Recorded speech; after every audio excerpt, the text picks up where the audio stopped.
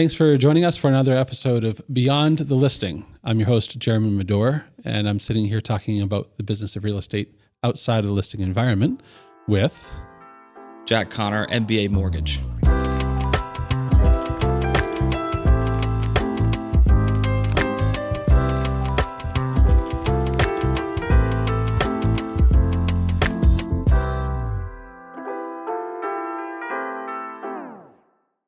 Wonderful. Jack, you and I met just, 3 months ago? Yeah. During the holiday party for Tracy Harding's law firm. Correct. Right.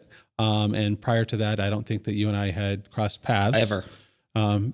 Mostly because we're parallels in the industry, right? You're working on deals that we're photographing, but the two companies never interface because there's no need. Sure. So it's nice to sit down with another business professional inside the real estate environment that does nothing related to what we are doing. Photos of purchase and sales agreements just doesn't do it. They're not a thing. Yeah, doesn't catch fire. Yeah, we need to make that happen so there's more opportunity for us. You're saying it, like get it out there. Exactly. So tell me a little bit about your specific mortgage experience and what it is that you do for your clients that might differentiate yourself from other mortgage lenders. Yeah, great. I mean, clients are family, right? It's amazing how much the importance of the relationship matters. So again, it's not a transaction. My goal is to focus on longer term wealth planning, mortgage planning, how you can use that, how you can leverage it into investing. It's a big piece of people's financial picture. So my goal is to kind of be with them for a long time and have a trusted advisor. So, And how long have you been doing it? This is my 4th year. Okay. Yeah. Right. So pretty fresh. Yeah. But I wouldn't change it for the world. You have a team, or is it a solo type of thing? Totally solo. Okay. I mean, I work for MBA Mortgage, but again, I'm kind of out there on my own, looking for business, looking to build relationships, and it's all me. The marketing, the website, Sure. Well, not the website. They have a website, but fair. So there's some centralized assistance. Yeah. Right. There's some bones set up. So, really good bones. Yeah. Set up. Yep. MBA Mortgage. What does that stand for? Yeah, I should know this, but that's okay. So we can redact. I believe so. The logo and everything is about MBA Mortgage. We've mastered the art of doing mortgages, but then I think the owner of the company, I want to say Milton something. Okay. Barla. I can't remember what it is. That's fair. It's an acronym that we can just. No, this is totally good. This is This is good. I'm gonna get roasted in the next team meeting. It's gonna be great. There you go. No, I'm just curious only because it's not a brokerage that often comes up in my purview. Yeah. So I don't know much about it. Oh yeah, I mean they've been around for 20 years. We've got office in Worcester, Athol, Braintree, so very local. Been around for certainly long enough. It's seen a whole market cycle.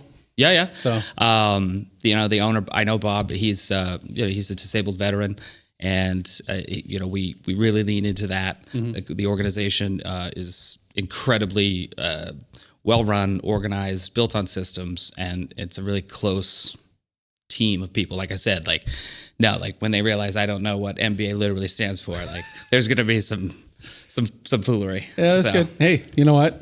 That's fine. I think we're on track to probably get this out right around April Fool's anyway. So okay, that works out. Great. Nice. We can just work it out that way, right? Totally going to look that up and do a cut shot into the camera so that you can edit it in so I know what it is. There you go. Perfect. There you go. So I just wanted to kind of get an idea as to how you got started in the mortgage industry, what brought you to it. What were you doing prior to that kind of, helps you vault off of previous experience, et cetera?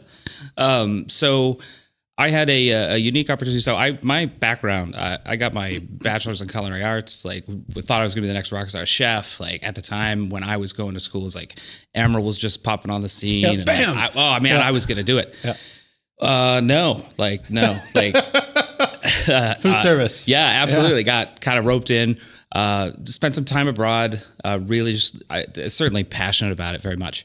Went on to be in the hospitality business, worked for private schools, was an executive chef, ran their operations, and then just kind of, all right, well, This it? That's all we got? Like, what else we got?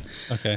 So I had a opportunity to join the mortgage business, and I had a mentor at the time that brought me in and showed me the ropes, and here we are.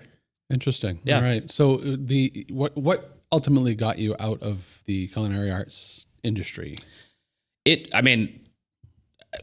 What got me out? Right. So for me, let's rewind a little bit. I'll just kind of show you my example. Please. So prior to starting Madore Photography, I was working in the food service industry. A lot of people do. as a marketing guy. Yeah. So I was working for a corporate catering company that was responsible for business, kind of like spacing on the word campus. Yeah. Campus dining facility, basically.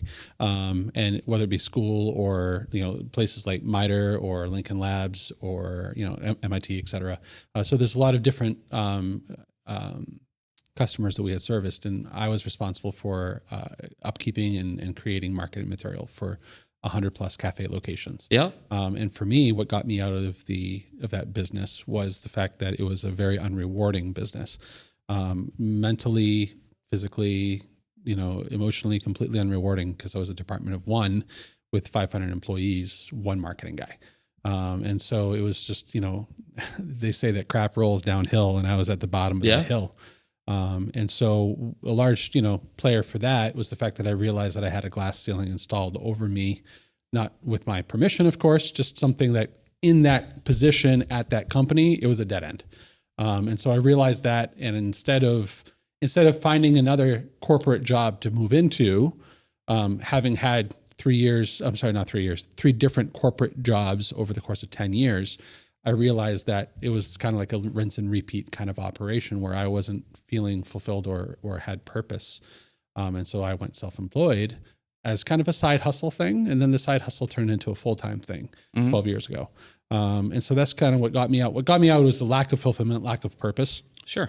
And identifying that there were people out there who truly, genuinely appreciated what I did. And I wasn't even starting in real estate. I was doing weddings at the time. And weddings was like, people's best day of their life, right?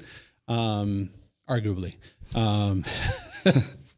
It's a great day. It's a great day. It starts off as a great day, and it's fantastic because it's high energy. People are there for the right reasons, and they're dressed to impress, and everyone's like, they're performing on their tops, right? Yeah. So you got to see this little window into people's lives for that little blip of time, right? And so the amount of juice that I got from that, like I got a lot of motivation right off of that, and I wanted more, right? Because it just felt really good to have that kind of an integral role in someone's new future, right? And I wasn't having that kind of role at all when I was doing food service marketing at all. So I can absolutely see that. You certainly put it more eloquently than I did, but it kind of was that. I remember I was in corporate, you're one of 500 people. I worked for a massive corporation. I was one of 600,000, worldwide. You're like Compass or something? Yeah, this is exactly what it was. Yeah. The company that I worked for eventually got bought out by Compass. There you go. So, and they, it was one of those things where I loved it when I was, executive chef of those places and cranking out stuff for 3,000 people and really, going all out and catering their private events and things. So, but yeah, I remember sitting in this corporate meeting and it's like, hey, what are these 3 things? Circle these emotions. And are you getting all 3 of these things? And I was like, no. Yeah. Not even close. Yeah. Were you 0 for 3? No, I think I had 1 for 3. I can't remember what the 3 were, but it was great. It was fulfilled, challenged, and the idea of being responsible for my own success. I got to run my own thing. You got to go get mortgages and make relationships and build a book of business. Only me. Let's go. Put it on. Were you intimidated at any point in time? Oh, all the time. Okay. Yeah. But do you live in, is your brain or maybe your heart set up in such a way where that intimidation actually causes you a degree of strength and power, so to speak? Where you see that intimidation and you're like, no, you're not going to win today kind of thing? Yeah. Competitive to the core. no, don't say I can't. Yeah. Like, absolutely not. So It's the best way to get you to do it. pretty much. Yeah. I don't know, who's going to break that down, but it certainly works for me. Sure. Like, well, yeah, that's very profound. Yeah.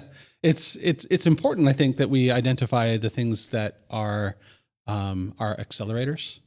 And I think that that's how we can really leverage our own career paths to not necessarily do better or do more, but have a higher degree of impact on how we're going about things.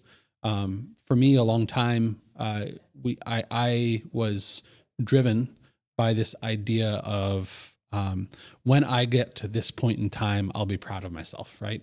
And obviously that's not enough of a driver, because like you get to that point in time and you're still not proud of yourself. That's more of an internal kind of thing, right? Not to get into the therapy realm. Right. But at some point, we are required as human beings. Nobody's requiring it of us, but we are, I think, required of we require it of ourselves to identify what our true meat and potatoes drivers are, like the things that don't change, our values, and instill those in how our business operates, or why we do business, or who we do business with, so that there isn't an end to that perpetual motion that can in fact occur if we are honed in on the right motivators in life.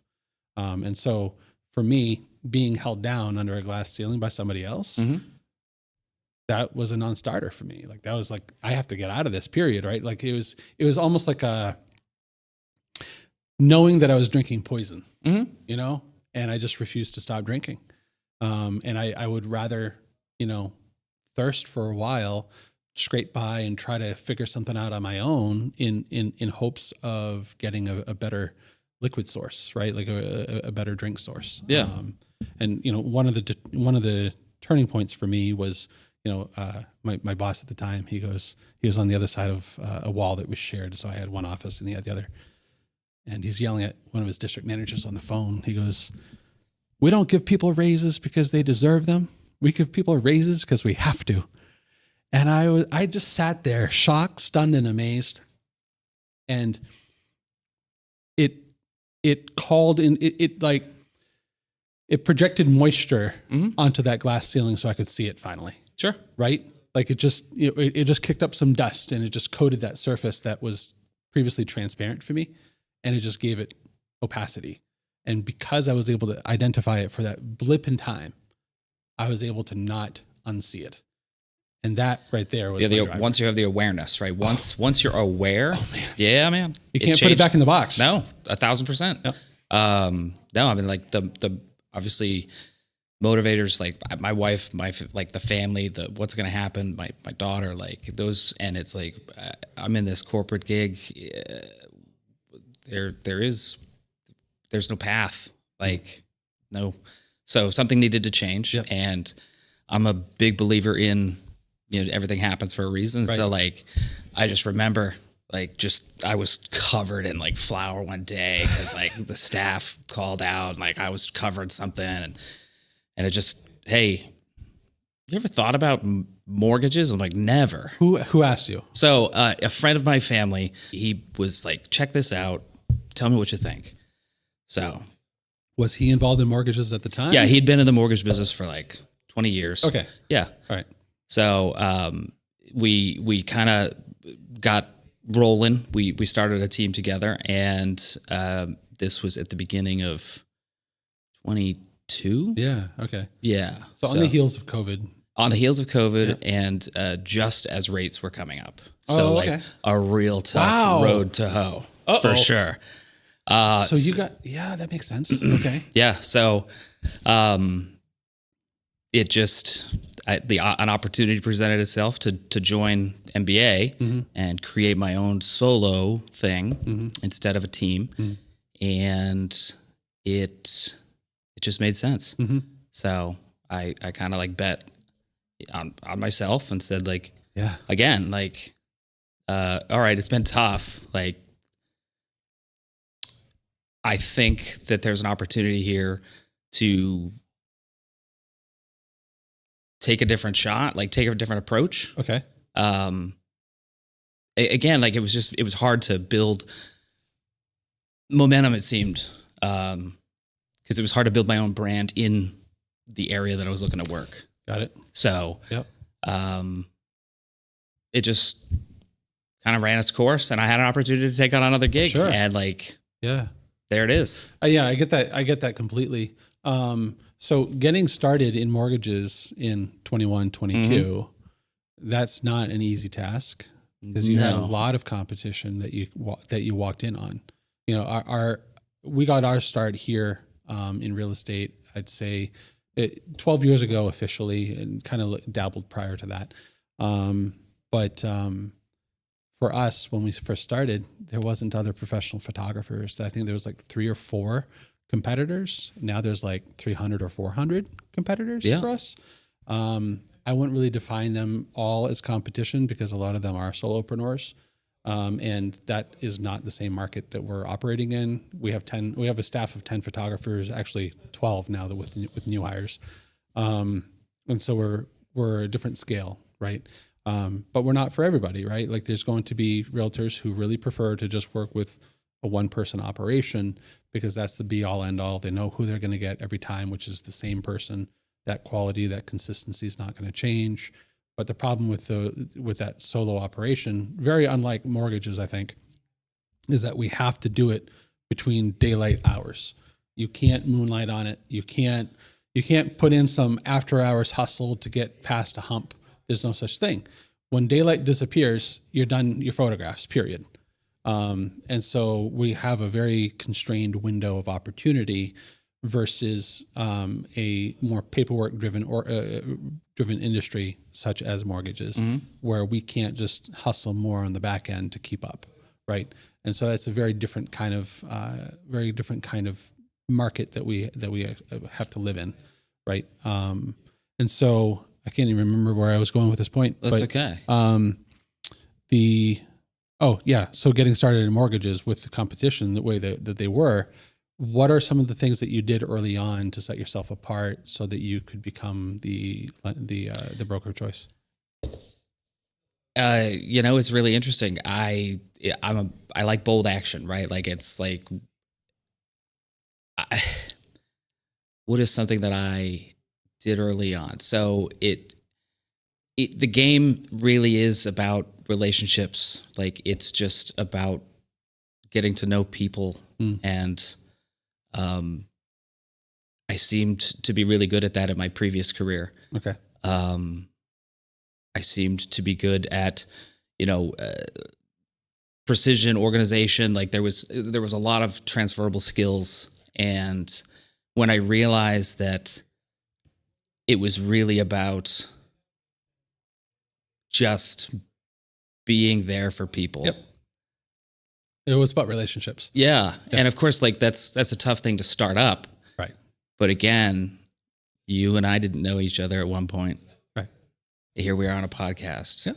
And we'll continue to get to know each other throughout the days, weeks, and months. Correct. So it's not, I think early on, I really kind of hung my hat on like the mortgage chef, and like I tried to tie all this cooking into my branding and things like that, and it didn't feel like enough of a separation. Okay. So, and now that I'm like 4 years in, way more experience, way more deals under my belt, having success.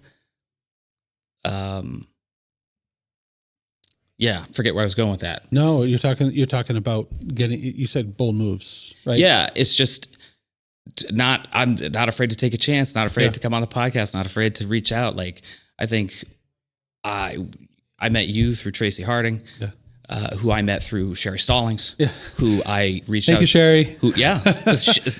She was just here last night for our social media seminar, and just a blip of time because she had other things that she needed to do. But she really is, she's the personification of the networking mentality, not for the sake of success, but for the sake of relationship building, right? And I think that anybody that she surrounds herself with is of like mind. Agree. Because she is not one who tolerates sales, right? Yeah. Like, she's not a salesperson. She isn't. No, she's Sherry. Like, She's Sherry Stallings. Right, I get it. The awesome realtor who just genuinely loves people.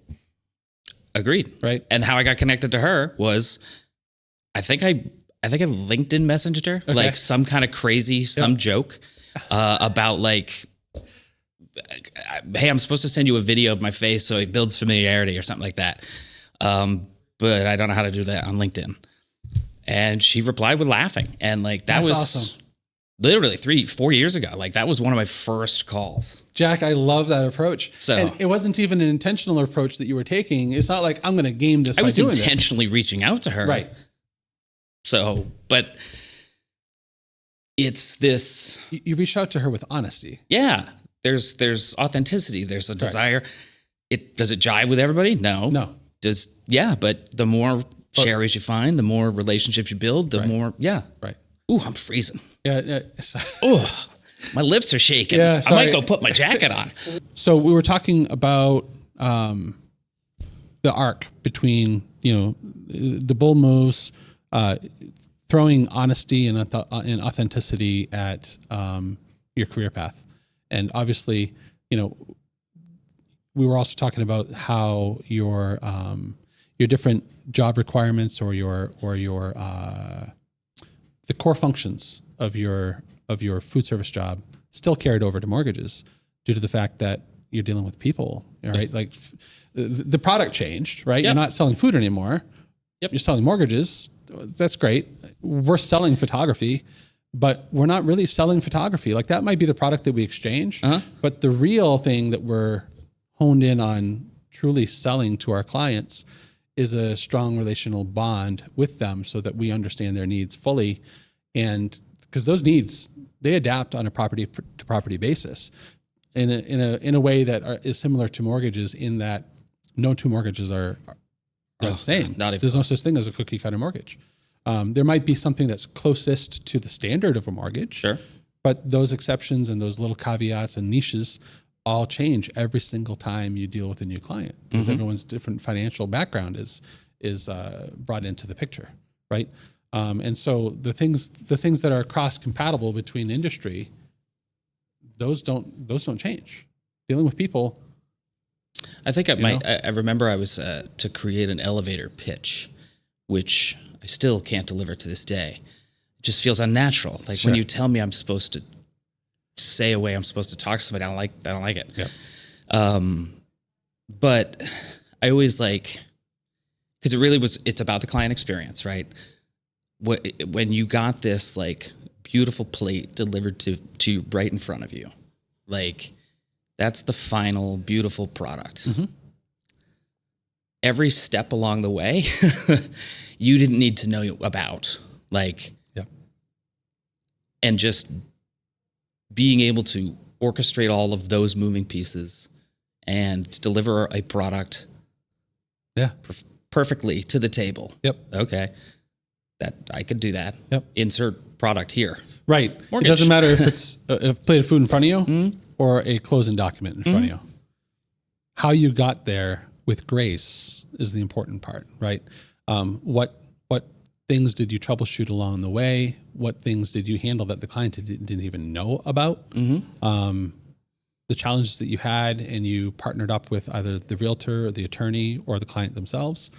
Those are all elements that a good lender and a good broker, or however you want to phrase it, is going to handle in stride, versus fumble and not know what to do or delay in getting back on. I can't tell you how many times I have either heard, witnessed, or experienced lenders or attorneys or realtors who don't follow through with what they said they're going to do.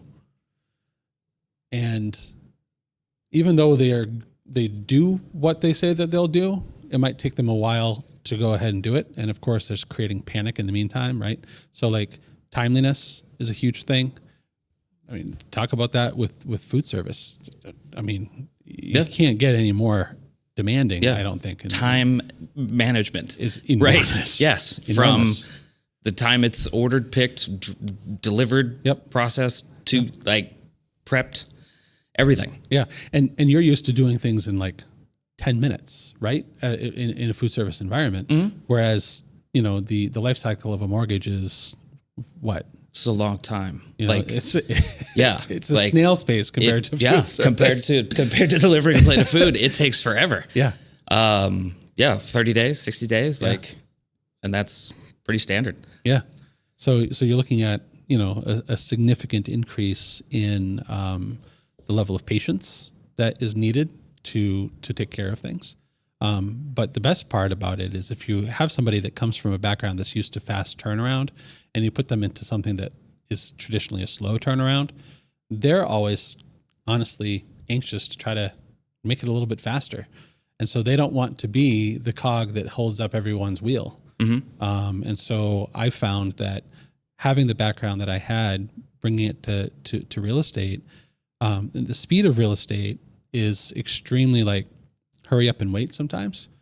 So like you do your job as fast as you can, but then you have to wait around for everyone else to do their job kind of thing. And I find that works well for me because the faster I can get something off of my plate and put it to somebody else's, the more excelled I am getting at my job. And whether or not that other person is doing their job, I might not have control over that. Especially obviously if it's an outside source or whatever.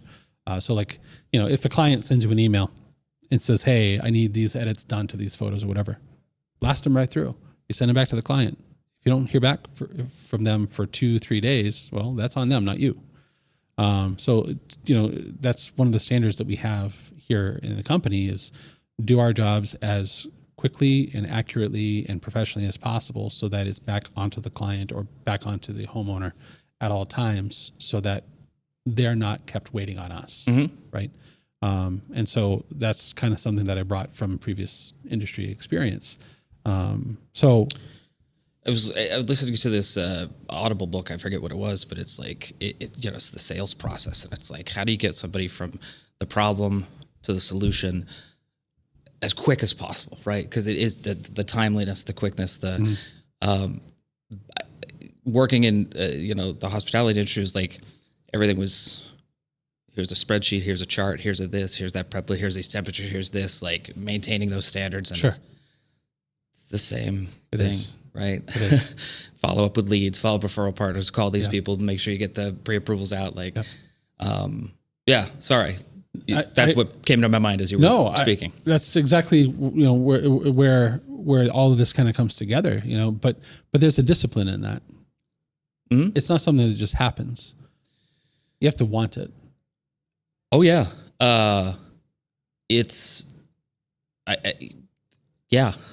You don't wake up in the morning and be like, oh, I guess I'll just do what I did yesterday. You have to choose into it. You got to get 1% better. Correct. Right. Yeah. Correct. And so what are some ways on that note that you are doing that? Getting 1% better? Yeah. In business? Yeah. It's exhausting. All right. The question? No. It's so I've been with MBA now about just over a year and a half or so. Yep. And now that their systems, their models, like everything's kind of it's fluid now. Being able to expand on that. So, I in the middle of this like mortgage planning advanced specialist course, and it's really kind of like I started the podcast with like this bigger picture, like, hey, let's talk about your mortgage and like how that could be impacted you tax wise, or how that can be. Let's talk about how to does it make sense for you to take assets out of from your financial planner to buy a house based on your after-tax interest rate, like really diving deep into the bigger picture of your mortgage. Okay. So just having that deeper financial acumen, 1% better at my job. That's, I'd say, probably a larger percentage than 1%. Thank you. But I would agree. It's and being able to take that and build a system behind it. Right. again, it's about relationships. So how do I get in front of financial planners, and not be greasy, right? That's a slippery slope. It right? is. Or it's a tricky one anyway. Sure. How do you do that? I mean, I think personally, it starts with conversations like, "Hey, I'm supposed to send you a video on LinkedIn, but I don't know how. So here I am telling you." The financial planners I find, or they're not as realtors are out there hunting for business, right? Yeah. Financial planners do as well. CPAs do as well, but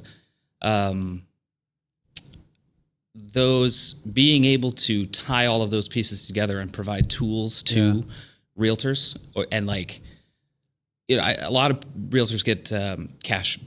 People buy cash, and did they sit down with their financial advisor and talk about these things?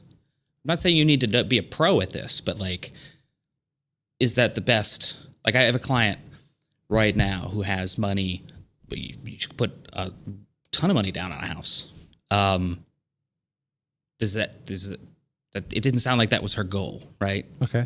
So, well, what if you put, X amount of dollars in an investment account instead of putting it all down payment, right? Because Sure.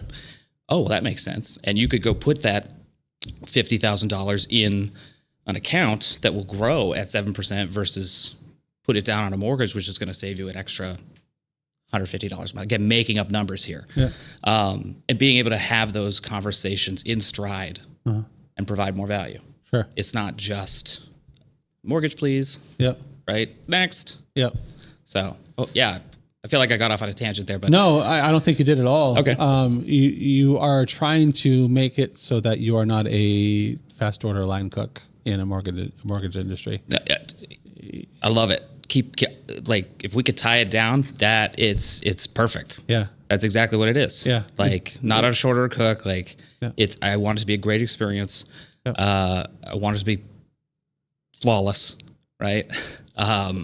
Sounds to me a little bit like the more apropos tie-in to nutrition and mortgage health, if you would be the overall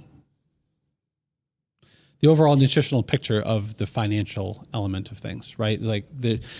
If we think about physical well-being in regards to nutritional values, Okay. right? And we look at financial well-being in regards to what are those things that make financial well-being whole? Mm-hmm.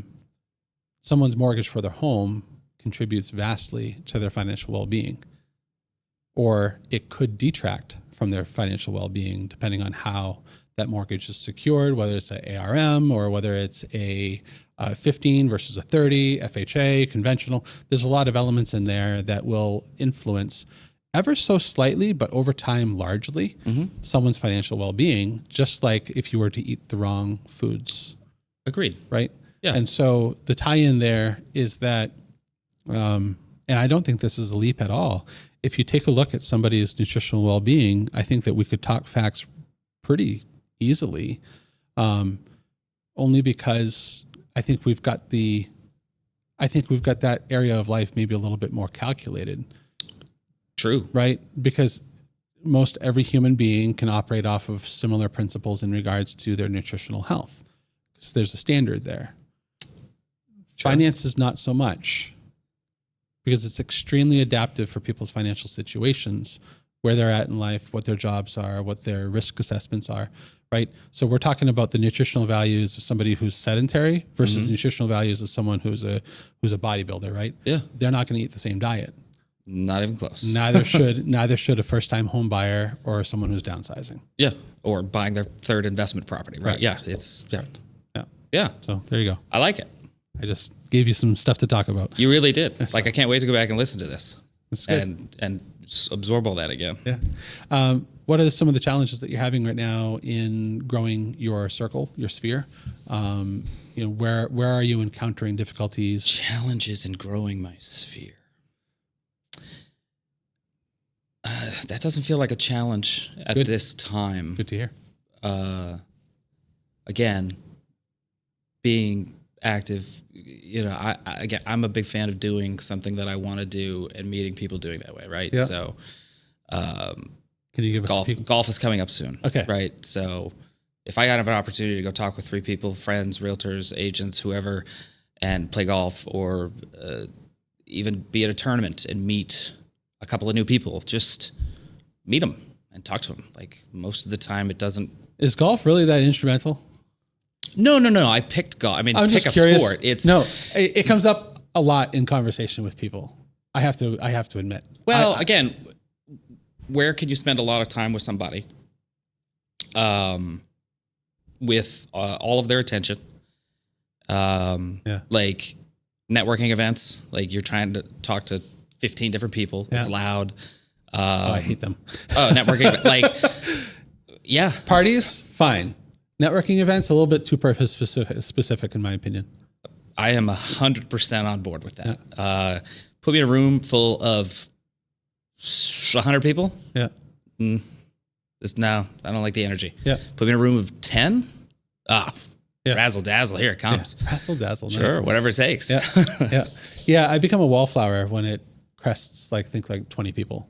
Sure. I don't know what my threshold is. I said, what did I say? 50? Yeah, you said. Yeah. That may have been. It could be 10. Who knows? How many people are in the office? That's fair. Yeah. No, Jack walked in this morning when we're doing this podcast, and he was like shocked for a second with how many people were sitting there. And that's fine. It's actually a common reaction. I thought that's where I was going to be sitting, just in a room full of people, just all of these people listening to me trying to make sense on a microphone. We can go. I'm sure they're listening live right now. It's happening. No, they're not. I hear the giggles. Oh, that's constant every day. Okay. Yeah. So I come down to the office. I live in Maine full time, and I come down to the office once a month for 3-4 days. And so whenever I come into the office, I'm very quickly, within like 15 minutes, reminded of what I'm missing not being here every day, just because of how close of a bond they all have. And there's running jokes. There's, right? Like all those kinds of dynamics that exist when you have a tight knit team. And so it's really pleasing to overhear, all the laughter. And, there's also some inside jokes that are like, really digs at each other, meant in, of course, good humor and spirit, and so those are all dynamics that, you don't sometimes get when you are in your home office, right? Because no, working at home is awesome. Awesome with a question mark? Yeah, like pros and cons, right? Yeah. Pros and cons. Yep. Boy, it's awfully quiet in just being here. Mm-hmm. Mm-hmm. So, and it doesn't really help you grow your network. No, sitting at home is the worst place to be. So one of the things that I've become painfully aware of living in Maine is the importance of people around you and community. We live, unfortunately, in a rural part of I'm familiar with rural Maine. Yeah. So, it's not like as rural as up north Maine, but we're just north of Sebago Lake. And so it's, about an hour from Portland, and we vacation there. So it's one of those things where you're stuck in your own echo chamber for X amount of hours per day or week or whatever.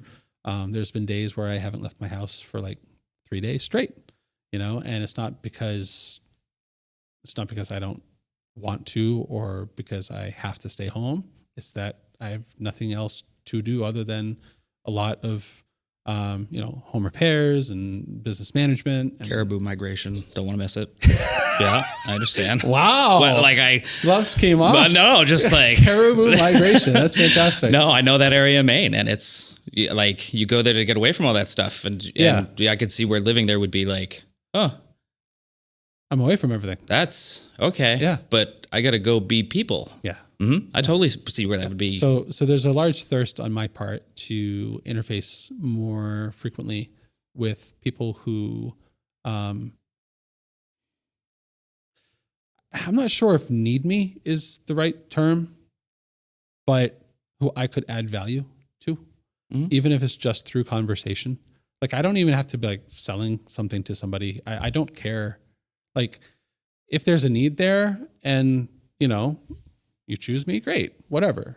But if there's no need there, because like you're completely in a different industry that has no need for photography, like you're never going to need photos from us for a house. For a house, maybe, right? I don't know. I mean, maybe once. We're connected. Right? Yeah. Right. So that's my point. Like there's limited interaction there. More important to me, however, is how you as a business owner affect our overall success as a real estate market in general, right? Because your impact on your section of business in a very bleed through everything way impacts our ability to harness business, right? 1,000%. We're all part of we're all spokes of the wheel, right? Spokes of the wheel. So, and if you're out of balance, or if you or any of your colleagues are out of balance, it affects our balance in a very unseen way. Mm-hmm. Like we'll never know the impact, but we can trust that if I'm doing a good job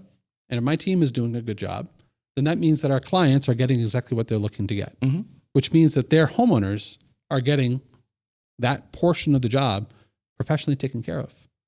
And if the realtor is being reflected in all of this because they're the central hub, they're going to eventually also get more business if mm-hmm. they're doing this kind of work, or if they have this kind of trusted partnership, which means that if you're their preferred lender, you're going to get more business. Yep. Right. And so this is how we build each other up and grow. So the purpose of this podcast is to really, galvanize those relationships. I mean, I'll tie it right. I mean, the thing that came to my mind is like you need. My daughter's favorite movie is Ratatouille, right? All the stations, right? Sauce That's guy, That's great. The soup chef, they all got to land it at the same time, at the same and they're all building each other up, whether it's through jokes and sarcasm or whatever it is. But and the idea is that once all of those things are executed wonderfully and the plate is delivered, the experience is phenomenal and more business comes. Correct. Right. Yeah. Correct. And it's not about the food critic, right? What? It's not about the food critic. No. It's about it's about the experience, mm-hmm. the why. It doesn't matter if you're serving a plate of food or if you're serving up a mortgage or if you're serving up photos. What matters is that the team that you're surrounded by helps you achieve those goals in a fashion that just looks amazing to everybody who's watching. Or if they're not watching, they don't know that they need to be watching, right? Like people are only aware. I've said this for a while. When I got my start doing photography, it was for weddings. Like I said earlier, you don't know that you've hired a bad wedding photographer until it's too late. No, that's true. Okay, you don't know that you've hired a bad mortgage lender sometimes until it's too late. Same thing with a realtor. Same thing with a real estate photographer. Mm-hmm. And what does too late look like? Well, I mean, thankfully, we can reshoot a home. Thankfully. It's still super inconvenient for everybody involved, right? And so too late might mean that you missed your posting deadline and you have to run with photos that you hate. Mm-hmm. That's horrible, right? I mean, it's less horrible than having your wedding day improperly captured by a photographer who didn't know what they were doing, because that's a whole other level of reproduction, right? To reproduce a wedding day is just, it's exhausting. Do they get all dressed up and everything again? Or are they just I've never had to. Okay. I've never had to because I've always worked well overtime to ensure that the client got way more than they had expected. Right. Could you imagine? I've heard everybody stories, put your clothes back on. I've heard stories. I've heard stories. Okay. Yeah. But the reason for that, bring up that analogy is just like that plate of food that comes out, sure, you can fix it afterwards, but the magic is gone, mm-hmm. right?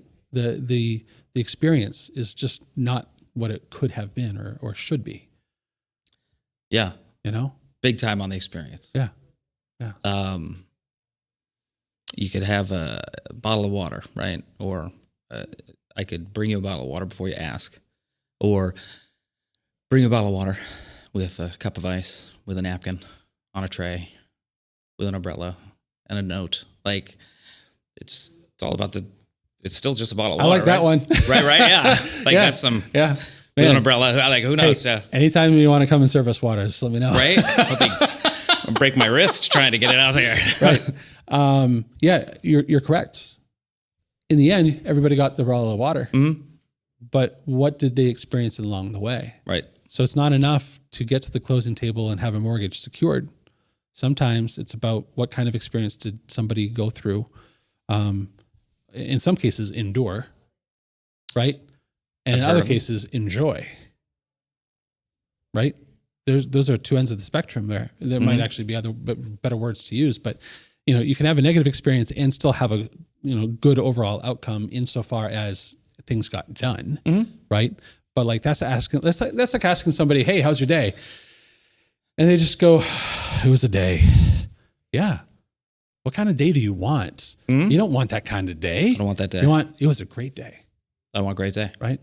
And what can we do to help our people, our customers, our coworkers, our colleagues have more than just a day? That was perfect. So that was well put. I might put that in a little slogan. Do that. Do you have I'm giving you a lot of marketing here. Yeah. A lot of marketing ideas anyway. Ideas. Right. So it's up to you to take it. It'll be noted. I told you I'm going back and listen to this thing. Yeah, good. Anything that what would be a way that somebody could make your day? Ooh, man, I've had a lot of coffee today, so I'm pretty feeling good coffee right now. Okay, good. So definitely not a coffee. Something that'll make my day. I don't know. I got a pretty as long as I'm up and breathing and the family's well and I know we're gonna have dinner tonight. I'll take it. That'll make my day. As far as customers, if you bought a house in the last 3 years, you might want to investigate refinancing because it might be time. Yeah. Yeah. Do you want to talk to us a little bit about mortgage rates right now? Yeah, I mean, they've gotten a little better over the last couple of weeks. Yep. I've had several of my past clients that I've reached out to and said, "Hey, I know you just bought the last 12, 18 months, but you did buy when we were at the very tippy top. Yep. If it makes sense for you, if you need this money, again, part of that bigger planning, yep. Yeah, I know it's going to cost you're going to save X amount of dollars, but again, we live our lives on a monthly budget. Right. Everybody does. Yep. So can I make the monthly payments? And if you can free up some money, yep, take advantage of it, even if it's just for more cash. Yeah, we just refinanced our home equity loan. Not our line, we don't have a line of credit; we have a loan. And in the process of doing so, we were able to, for the same payment, take out another $25,000, and that is going immediately to home repairs and just stuff. We bought a home that was built in '91, and unfortunately, I'm a contractor's son, and I should know this, but I when you want a house, right? Yeah. But we're at the 30 plus year mark where things are starting to fail, right? Because that's how things go. And so we're experiencing some things that are like the chimney, for example. Needs to get the flue liners have to get replaced. Oh yeah. And that's not cheap. Nope. You're looking at $5,000 to $7,000 to get that done. And even if I have the cash to do it, I'd like to have a safety net with my cash. Correct. And so having availability for that for those kinds of repairs is really important. So that we don't have to dip into that safety net, so that we have other ways. When you reset someone's safety net, I just had clients that their home equity line was going beyond its introductory rate. They had obviously inflation is everybody's talking about it. Yep. Cost of goods, eggs, everybody knows. And yep. Credit card debt, people are spending on credit cards, right? And I had a client that didn't have a mortgage; it was paid. Okay. But let's pay off the HELOC. Let's pay off these credit cards. Let's pay this off. Yep. So those total payments were $1,500 a month. Now you have a payment of $1,000 a month. Right. And all of that is gone. Right. And having that one source of payment versus all those multiple sources, that's a huge stress reducer because it's more managed more accurately, right? It's like, in our business, we have 16 people that work for us full time. And I'd say in the end of the day, they pretty much all report to me. That's a lot of people to report to me. And so we're starting to create a layer of management where there's a kind of a chain of command, so to speak, where, it's not so much a don't bother Jeremy kind of thing, but more along the lines of who is best suited to actually answer the question that you might have, right? The point of that is that 1 to 16 relationship is very challenging to maintain effectively. Just like one consumer to 5 or 6 or 7 different debts or bills. If you can just consolidate that all into one bill that you pay monthly, a couple of things happen. First of all, you're almost guaranteed to never miss a payment because you're not having to remember all of them, all the different days, even if you're doing it all electronically, right? You might even be, situated to have like an auto debit or an auto draft for these bills, but because they're all coming out at different times of the month, now your wave cycle, if you would, of your income or your available, cash, that cycle is pretty heavily too. And it's very unpredictable. So having that predictability of just that one source really helps out quite a bit. Perfect. I just marketed it for you. You did. You really did. So it's beautiful. Yeah. When do I get to become a mortgage lender? I mean, say the word. Come on over. You're going to hate the photography aspect of it. There's nothing glamorous about it. I can make it glamorous. Like I can put it hear with an all umbrella. the time, your Instagram is great. I feel like I'm saying the same message over and over. It's like it's mortgages, like it's without getting into guidelines, which again, like what's social? On page 973, it says that this eligible income, nobody wants to see that stuff. No. So try to make mortgages exciting. I don't think that you have to. Yeah, I think you need to make dealing with a mortgage lender or broker or originator. Where do you fall in that? Just so I'm using the right word. Broker. Okay. Yes. So trying to make the life of a mortgage broker exciting when it comes to the application of your job, probably not a great idea because there's not really any, it's like watching paint dry, right? Like, it's not that exciting. All right, fine, fair. But there's a lot of things that you can do marketing wise that has nothing to do with mortgage whatsoever and just about you as an individual, because what they're doing when they sign on with you, I think it's somewhat of a given, maybe that's the wrong word, that they'll eventually get to the closing table with a mortgage document in place, that there's a mortgage commitment and everything's all polished and ready to go. And they have a house. Great. Like that's the destination goal, right? Like that's the plate of food, right? Yeah. But meanwhile, you're in the back of the kitchen with a transparency glass type of thing, and you're spinning pizzas and plates and you're just doing songs and dances and you're the razzle dazzle, right? Yeah. You're having a good time doing it. That bleeds through to the client with how their interactions with you go. And if it's all just via email and never face-to-face or never a phone call, it loses its appeal, right? But how we go about doing business, if we are really integrated with our clients and are able to bring value to their day, not just to their life, right? Because a bunch of days worth of value equals a lifetime, right? Whatever we can do to contribute to that on a daily basis makes that experience. It's the bottle of water versus the umbrella and the ice and the cup. Yeah. So, thank goodness we recorded this. I'm going to have to remember all the things to bring for that water. You already remember more than I did. So. But yeah, so I guess at the end of the day, what's important for me is that people that are involved in real estate transactions can see the bigger picture and not just their small, little corner of the world. Because what you do has a really big impact on the industry as a whole, one person at a time.